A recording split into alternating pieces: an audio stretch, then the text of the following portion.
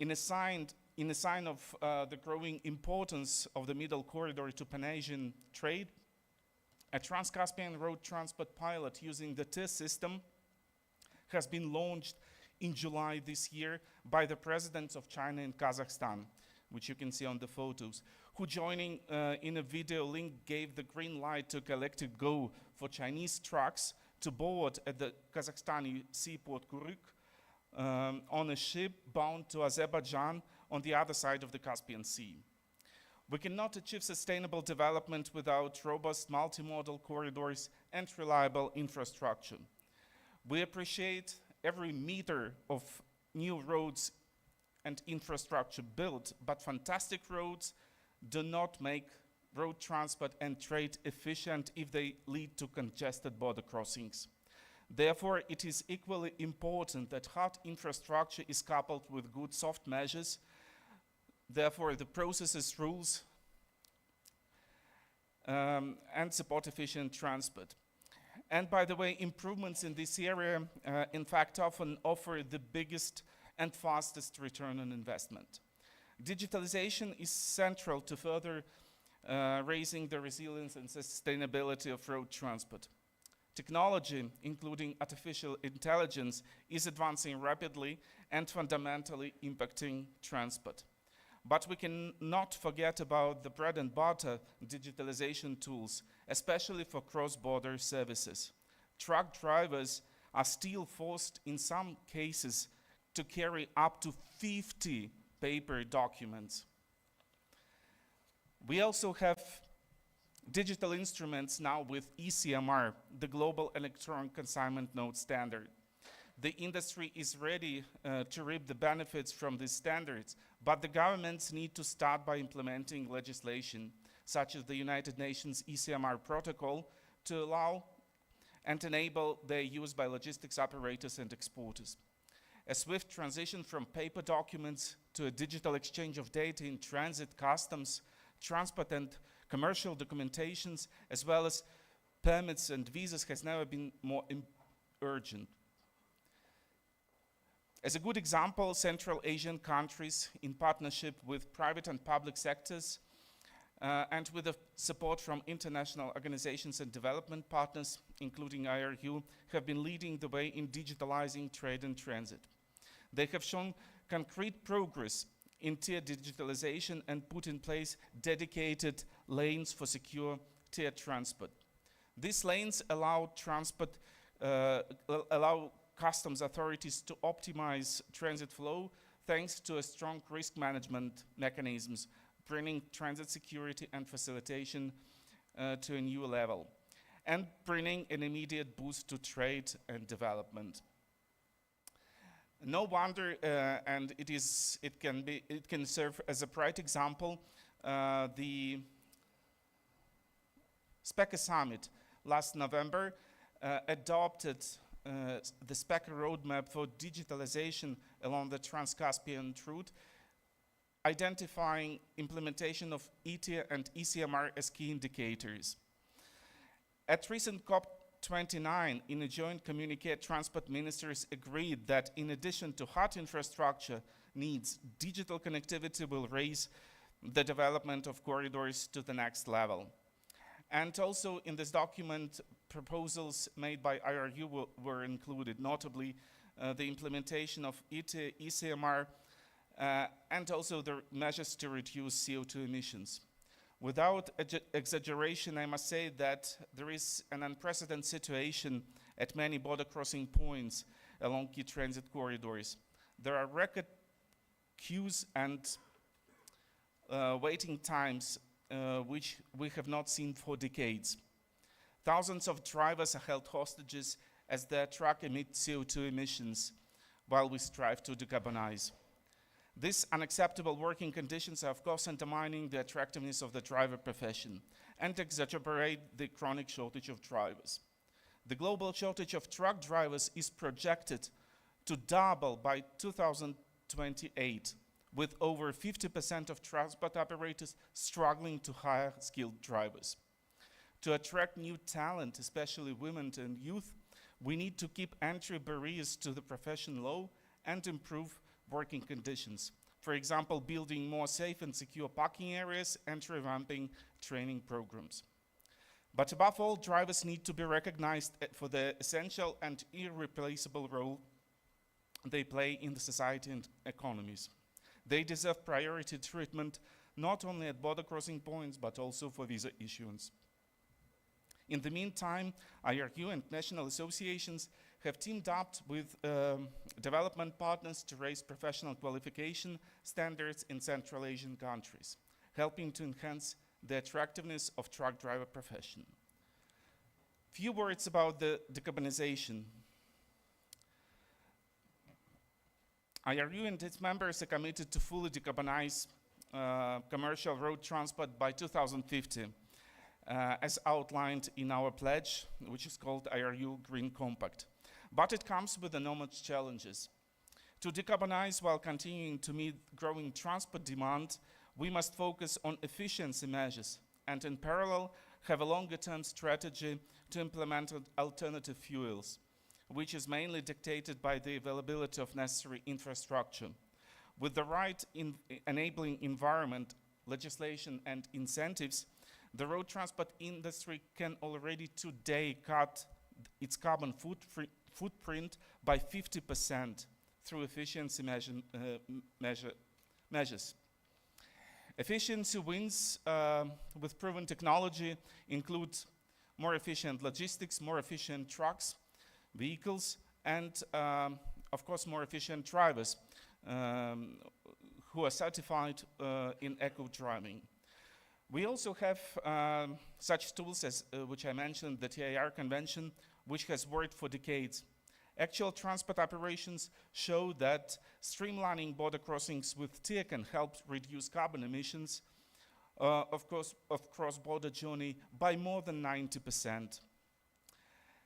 Potential areas of collaboration I tried to list on the slide that you can see, but this is of course not an exhaustive list, but of course it includes all projects that we are currently implementing and plan to implement together with our partners on prioritization, decarbonization, digitalization, and many other areas, and we look forward to further collaboration with other stakeholders. And in closing, let me thank our respected host, the Eurasian Development Bank, for organizing this important event, for inviting IRU, and I look forward to continue working together to improve infrastructure and transport connectivity in the region and beyond. Thank you. Спасибо большое, Вадим. Thank you. You and previous speakers mentioned the soft force, soft infrastructure and digitalization. To your point of view, which way multilateral development banks may assist the infrastructure development? Answering this question, let me give you a citation. The final remarks by the chairperson of the bank, Mr. Nikolai Podguzov, in the previous session. For such projects implementation, it's important to establish trustful relations. And the example, the International Transportation Convention, this is an example of trust that is successfully functioning during 75 years. And this convention is the oldest example in UN system and an example of private-public partnership. The success of this convention is that it's established on the balance between public and private interests. The interaction with multilateral development banks, it's important to implement soft infrastructure elements, such projects to facilitate transboundary process and border crossing. We work with partners to implement these projects, and we are happy to have new projects and business relations to implement it in the region and to upgrade the efficiency of transport connectivity. Thank you, Vadim. Dear ladies and gentlemen, let me invite next speaker, Mr. Ibrahim Ali Shukri, who is the head of Islamic Development Bank.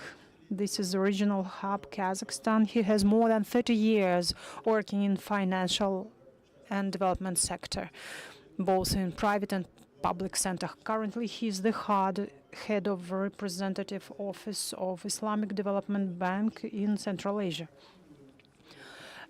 Islamic Development Bank portfolio is exceeding $3 billion. We have a great experience working with Islamic Development Bank and other related organizations to finance jointly the projects mentioned by Alexander Zaboyev, such as Bakat Ring Road. And I'm happy to announce that Eurasian Development Bank are tightly cooperating and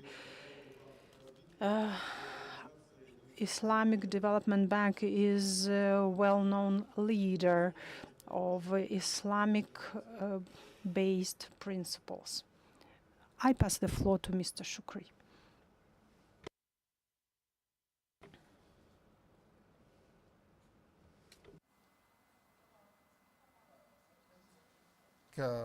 Yeah, thank you very much. Apology, I'm speaking English. I don't speak Russian.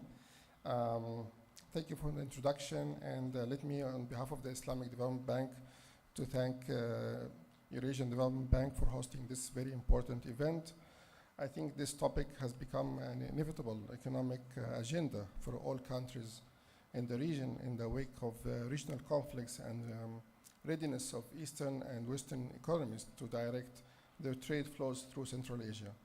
The geostrategic significance of Central Asia is on the rise as a re-emerging transcontinental hub connecting Asia, the Middle East, and Europe. Stretching over a vast expanse, the region's connectivity has been a source of prosperity, promoting the exchange of products, knowledge, and cultural interactions among different communities. We are pleased to note the remarkable achievements made by the countries in the regional connectivity and cooperation, which are now essential component of sustainable development in Central Asia.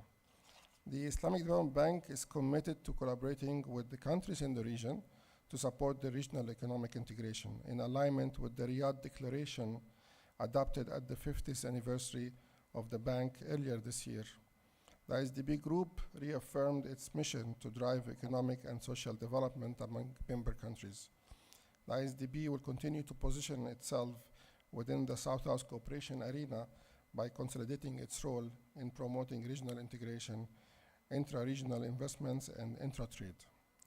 The region still needs further cross-border connectivity infrastructure investment and capacity development support to build an enabling environment for business and investment, promotion of the economic road corridors in the remote areas that can significantly contribute to regional economic growth and development.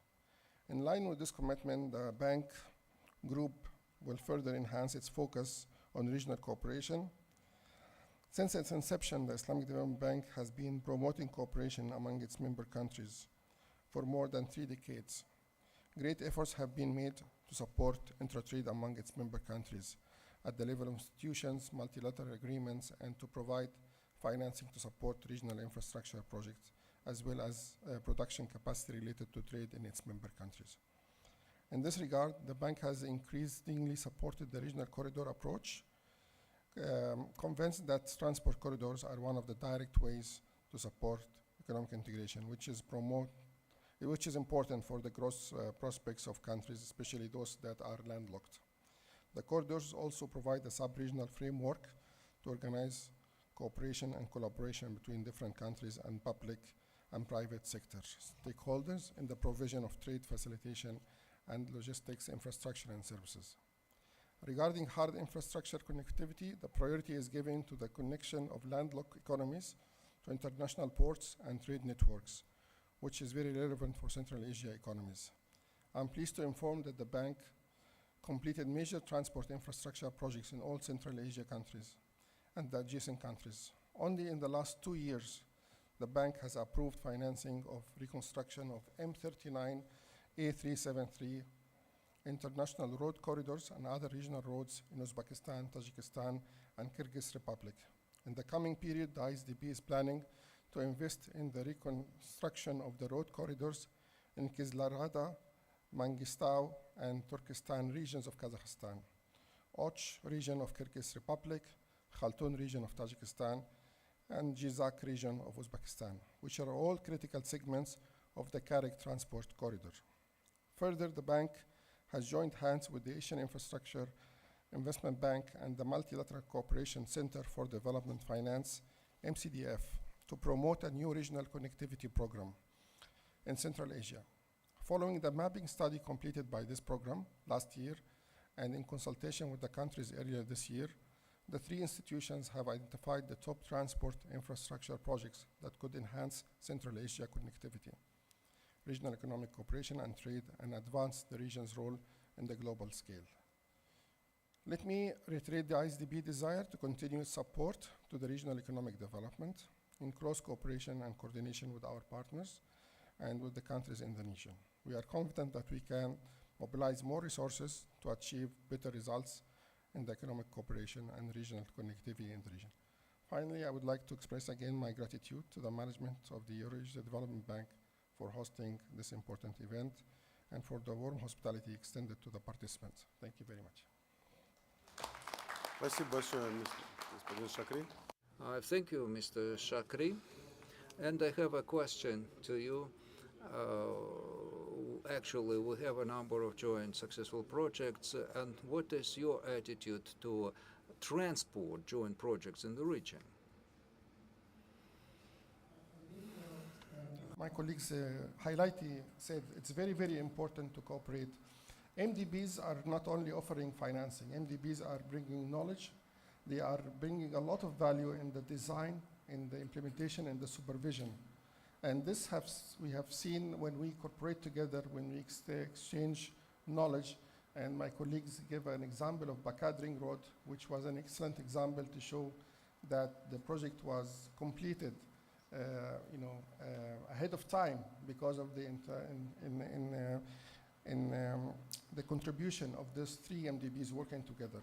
I think we have a lot of needs to the region, especially also my colleague talked about the traffic jam of the cross borders. Give, for example, Chinese, Kazakhstan borders, 2 terminals fully utilized, need more capacity. Looking at the Caspian Sea, 2 weeks to 3 weeks delays because of the winter and because of the capacity. The Black Sea, similarly with the bulk transport. There is a huge need for infrastructure. There is a huge need for cooperation between MDBs. And also there is a big opportunity to utilize the capacity development to develop the systems as well, which will all increase and enhance the time of the transport and the quality of transport. Спасибо большое. Thank you so much. Thank you very much. Distinguished ladies and gentlemen, now we'll turn to another speakers. Mr. Runze Yoon, he is a Senior Investment Officer, Public Sector Clients Department, Region East and Central Asia, Middle East and Americas, on behalf of Asian Infrastructure Investment Bank, AIIB. Mr. You are here with us online. Please, the floor is yours. Thank you so much. Good afternoon, distinguished participants. My name is Runze. I work for AIIB as a senior transport specialist. I've been starting working in Central Asia since 2019, first in Uzbekistan, and then leading the bank's projects in Tajikistan as well. It's a privilege and a pleasure to speak at this event today about a very important topic. So first of all, on behalf of our bank, we would like to extend our gratitude to the management of Eurasian Development Bank for hosting this very important platform for dialogue and exchange. And I got greatly inspired by my peer colleagues from our sister MDBs. So today, I would like to talk about what would be our approach for building green and resilient infrastructure, especially in transport sector in Central Asia. But before that, let me just quickly introduce our bank. As we are a fairly young member of the MDB family, AIB is a multilateral development bank established in 2016, now with 110 members globally. Our mission is to finance infrastructure for tomorrow, focusing on sustainability and resilience. And AIB is built on three core values, lean meaning efficient, clean meaning transparent, and green meaning sustainable. AIB aims to address the great challenges in building the high quality infrastructure by prioritizing green, technology-enabled and cooperative infrastructure. And our bank is committed to 50% of climate financing by 2025, which is next year, and 25 to 30% cross-border connectivity by 2030. And especially in the context of Central Asia, this is a great region for us to realize these cross-border connectivity projects. So we see that the future of the transport infrastructure in Central Asia is shaped by the three major drivers. Number one is the volatility from the climate change, meaning extreme weather affects infrastructure reliability. Economic shifts is the second one, especially after the pandemic. The recovery is very, very critical. And trade realignments demand robust systems, especially infrastructure.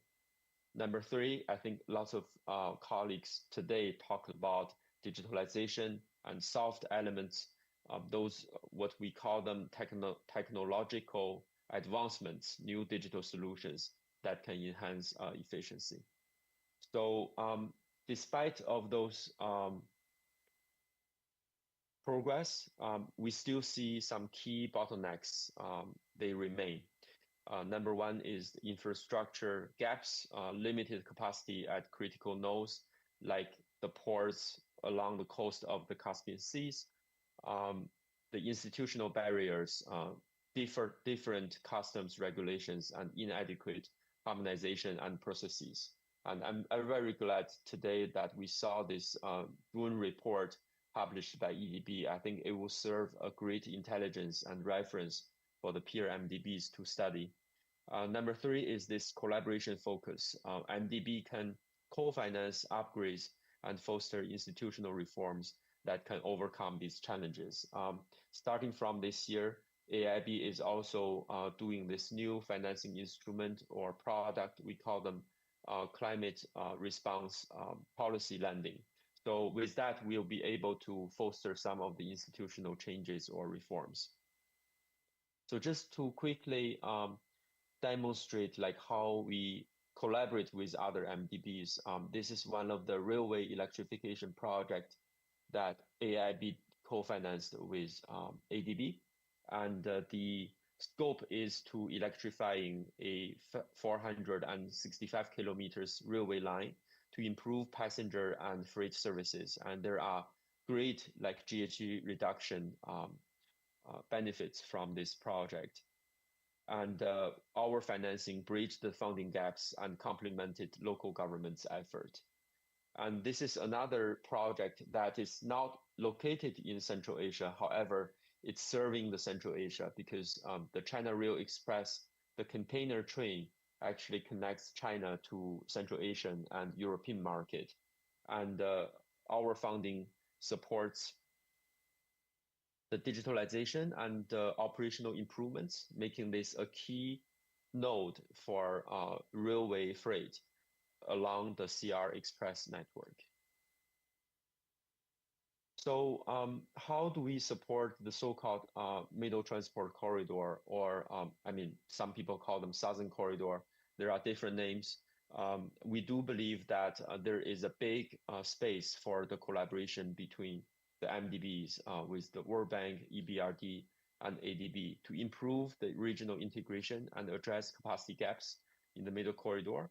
And we should focus on the areas that include technology advancement, emission reduction, and institutional capacity building. So we do have like two projects in Turkey right now that is contributing to the southern corridor, or we call the middle corridor, and they are directly contributing to our cross-border connectivity efforts. Lastly, just let me very quickly go through the financing instruments that AIB currently could offer. Like many other MDBs, we do offer sovereign-backed financing to governments. We also have a very big team working on non-sovereign-backed financings, and we have a special department called Corporate and Project Financing Department. We also can make equity investments into funds or infrastructure enterprises. Last but not the least, we also have the guarantee products. So in a nutshell, I would say that Central Asia's corridor are vital for global trade, but infrastructure and institutional challenges must be addressed. MDBs, including our bank, play a key role in financing and improving the transport systems. And sustainable and resilient infrastructure is so essential in our investment mandate. So with that, thank you so much, and thanks for giving me the opportunity for sharing. Спасибо большое, господин Ю. Thank you, Mr. Yu. On your annual... Okay, Mr. Yu is no longer with us. Let us now proceed to next speaker, Roman Mogilevsky, senior economist on behalf of Asian Development Bank, Department on North and Central Asia. Mr. Mogilevsky is in charge of ADB technical assistance and at policy development in Central and Western Asia. He was also in charge of partnership development of ADB with Kazakhstan and Uzbekistan. ADB focused on transport connectivity in Central Asia. In 1997, ADB initiated Central Asian Regional Economic Program, the CAREC, which has 11 countries, including all Central Asian states and most neighboring states. Also, technical support is very important. In many cases, it is like a starter in cars, engines for good start of all projects. And the floor is to Roman Mogilevsky. Уже включено, да? Добрый день, большое спасибо. Good day. Thank you very much for organizing this interesting conference. Thank you for inviting us as well. It has been mentioned several times that regional cooperation is an important component to develop transport connectivity in the region. And in my report, we would like to highlight the role of regional cooperation as a resilience mechanism for Caucasus and Central Asia in case of SARS Corridor 2. That is in line with Trans-Caspian Corridor. As we know that during the latest years there were different shocks such as COVID-19 and others. It gives lots of worries and also interest. First of all, to the Trans-Asian transit route from Europe to Caucasus, that is under the question mark, and also it's relevant to export and import because it's related to China, to Eastern Asia, and to Europe and Mediterranean area from other side. This particular corridor, SARS-2 corridor, is the least vulnerable to these shocks among all other routes serving Eurasian and regional trade and transport flows. And if you do not know what I'm speaking about, if you go from east to west, from China, then there is a Caspian Sea via Azerbaijan, and there is another southern route through Tajikistan, Turkmenistan, and then Caspian Sea to Azerbaijan, to Georgia, and then via Black Sea.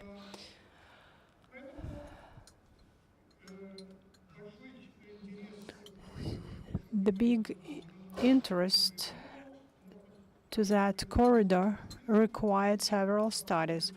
During the last 2 years, we had many different interesting publications. EBRD, then the World Bank, and Eurasian Organization on Economic Cooperation, and Eurasian Development Bank published its study and analysis. So the main lessons to learn from these high-quality papers are the following. This corridor is mentioned in the context of Eurasian transit. First of all, it's servicing the countries of the region, and most probable it will remain the same in the future. So this transit between China and Europe is very important. And also the transport flows for export and import and mutual transit, they are also important as well. This corridor is having a strategic importance for the region, because for Eurasian transit there are different options like sea transit and another corridor mentioned like northern corridor going via China, Kazakhstan, Russia, Belarus and Europe. But for the region country, if something happens to northern route, the only alternative is the Trans-Caspian route. That's why it has strategic importance. Thirdly, we found out that transportation is quite costly via this corridor. It's expensive and not competitive. Still, pity to say. Also, it is related to the multimodality, because you need to cross many borders.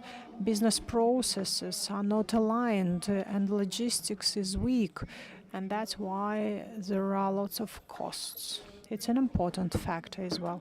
In order to solve those aspects, we need lots of infrastructural investments, and also we need to invest into the soft logistics that was mentioned before, and to other factors for development.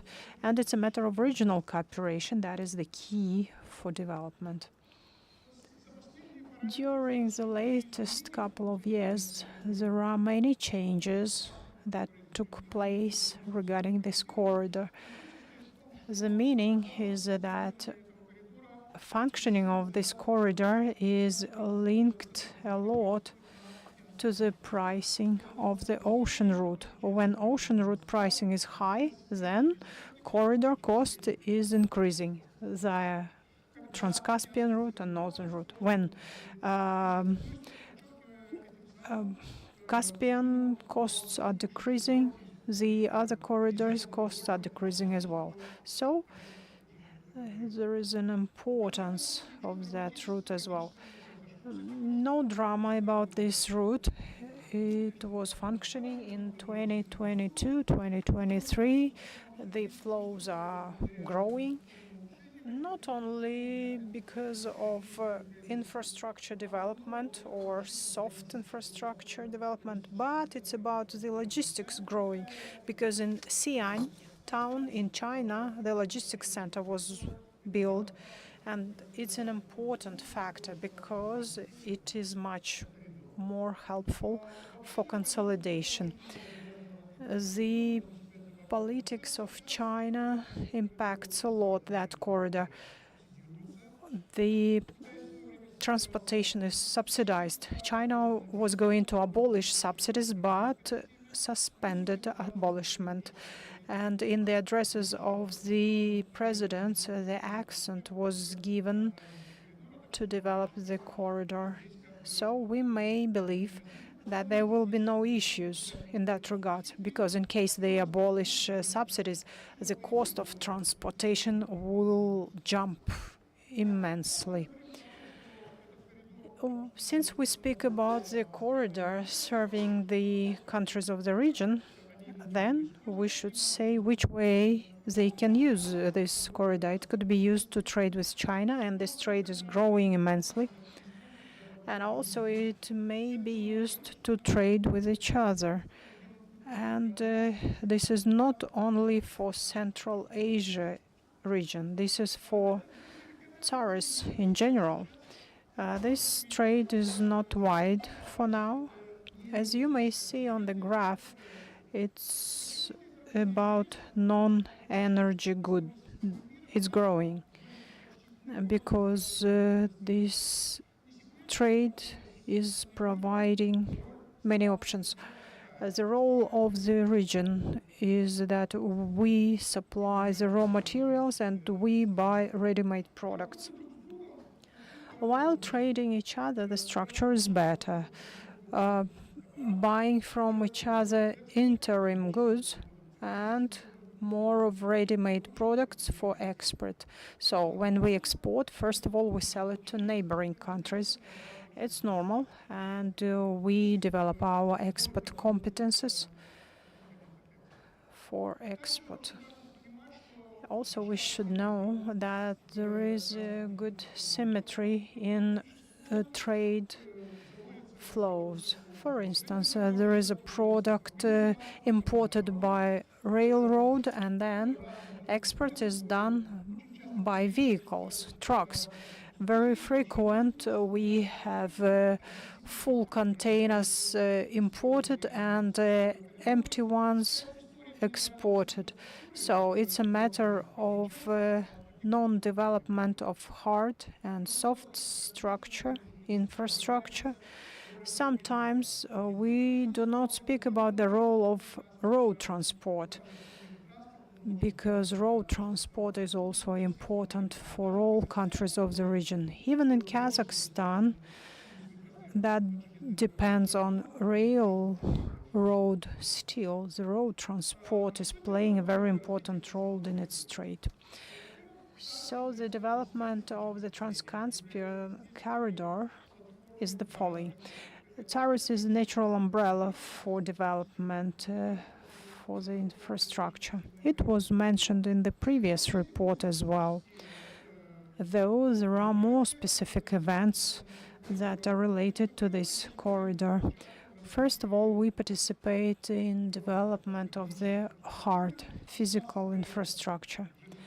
There are different projects in the railway and truck transport and sea transport. And you had examples from the previous colleague. There was an example from Uzbekistan project. Secondly, we support structural reforms in economies, such as in railway sector. There is a loan approved to digitalize railway sector in Azerbaijan. It would enable to solve many issues mentioned here today. An interesting example of what we do. We implement different soft infrastructure development measures. Tsars transit system.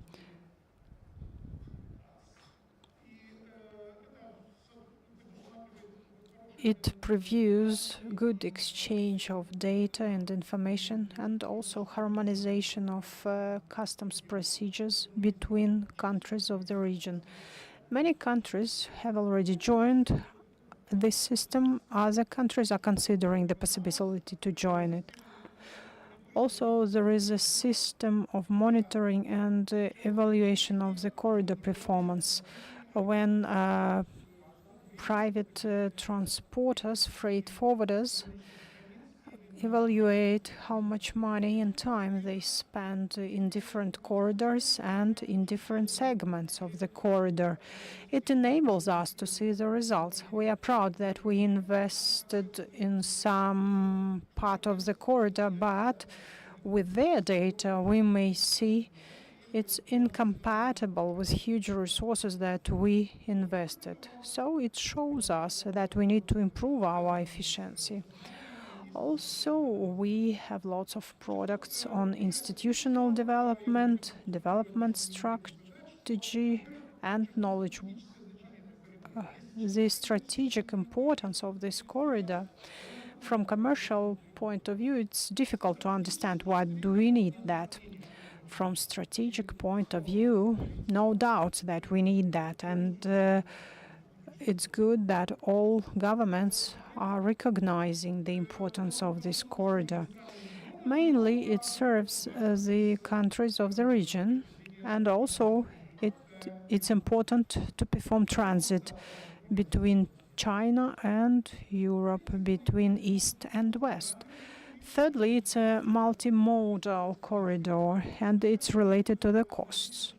Also, it impacts the climate. Ideally, it would be good to use railway only, but in this corridor, we have to use all three types of the transport, and that's why we should look for the climate-smart solutions, such technological solutions that would impact as less as possible. It's important to decrease the costs in this corridor. In the long term, if we keep same high costs, nothing would help. And we work in that direction. First of all, logistics and soft infrastructure should be improved. Secondly, the infrastructural competitiveness would decrease the costs. And also there should be institutional development for the corridor and different forms of collaboration. And we should develop hard infrastructure and provide investments.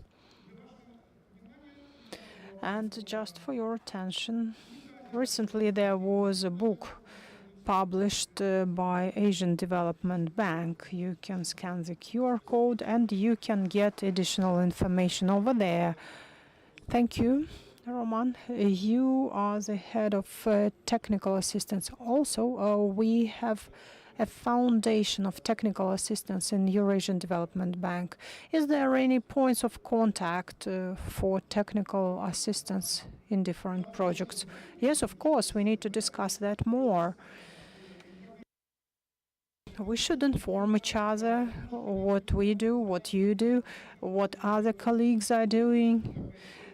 And it's not always like that, pity to say, and I'm sure there are lots of opportunities to collaborate.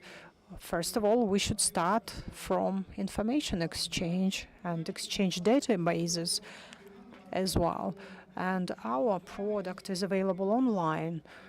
And if you need to have methodological clarification, it is available from our side. We are ready to share. And we can launch joint projects for technical assistance. Thank you. Yes, let us start our discussions. The next speaker is Mr. Timur Beguliyev, Deputy Chairman of the Management Board, Kazakhstan Investment Corporation, QIC, the fund of direct investments established for the economies of the countries, having many years of experience to attract foreign investments. Thanks a lot to the Eurasian Development Bank for organizing this important event. As we may know, Kazakhstan is a landlocked country, but has a unique geographical position. Kazakhstan is taking the most central position in the continent, having the interconnections between countries and markets. And the main aspect is about transport is logistics.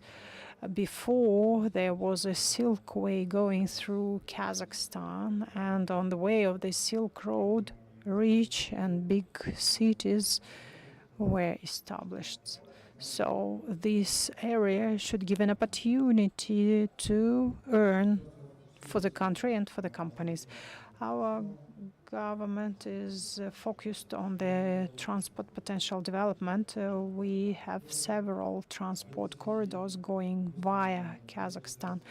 Quasi-state companies and development institutions are providing different tools for financial support to transport and logistics areas. I represent Kazakhstan Investment Corporation. This is a state fund for other funds. We invest into capital. We are a part of Bayterek Holding.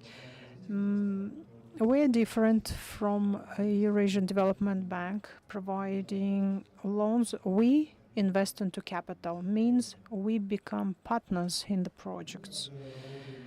Also, we work to attract foreign investments by private equity funds establishment. We are financial partners working with many large-scale companies like MDB, IFC, and Badala City Group.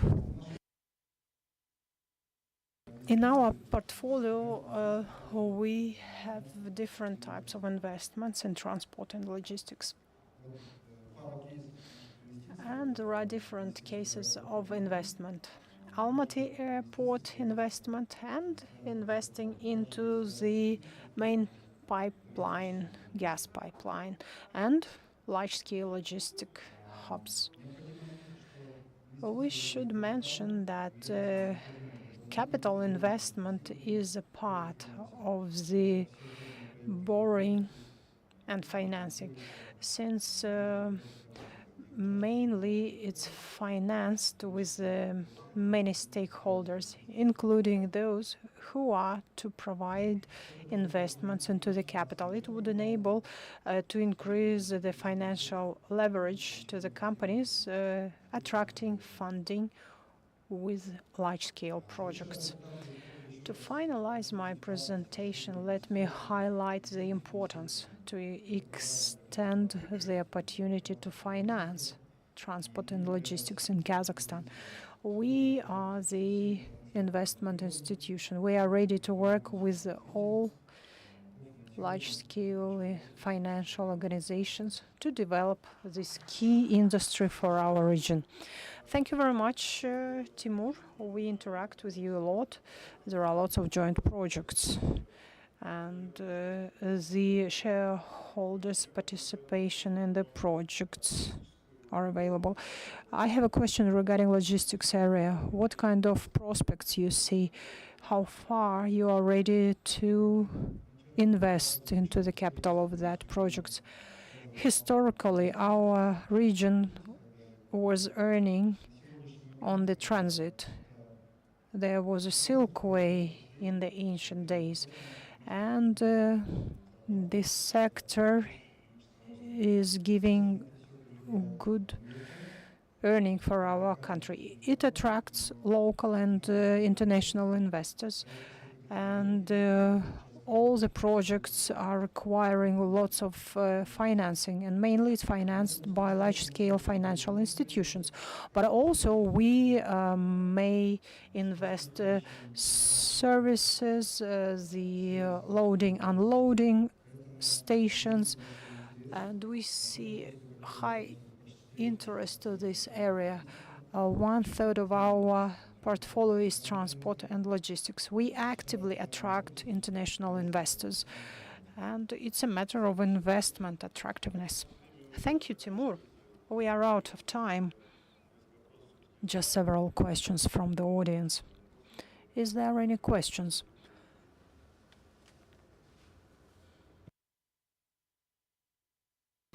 Looks like there is no questions. Thank you very much, dear participants. Let me summarize our session. the second session. First of all, the reinforcement of collaboration with multilateral development banks is highly important. And the collaboration should cover not only funding of the projects, but also technical support. Yes, we should start this negotiation. And secondly, it was mentioned in each presentation that there is a need to render more attention to soft infrastructure and reinforcement of institutional potential in Central Asian countries. And thirdly, it's conventional summary out of all the presentations that large-scale projects of transport logistic infrastructure are requiring lots of funding and interaction of different international and multilateral development banks. And we should exchange experience more. Thanks to the speakers and participants of the discussion. It was very interesting.